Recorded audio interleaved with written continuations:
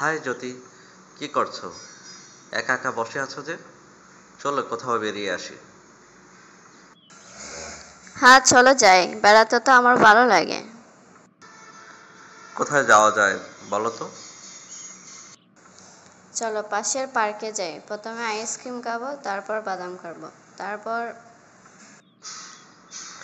দাঁড়াও দাঁড়াও, তোমার তো দেখছি শুধু খাওয়া আর খাওয়া। তুমি কি বললে? আমি শুধু সারাক্ষণ খাই আর খাই। যাও, আমি আর যাবই না। আরে বাবা, এটা আমি কখন বললাম? এই তো এখন বললে। আরে বাবা, আমি তো এমনি মজা করেছি।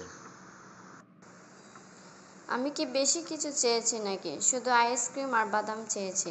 কিপটা লোক একটা, এইটুকু করতে পারো না, আবার বেড়াতে নিয়ে যেতে এসেছো।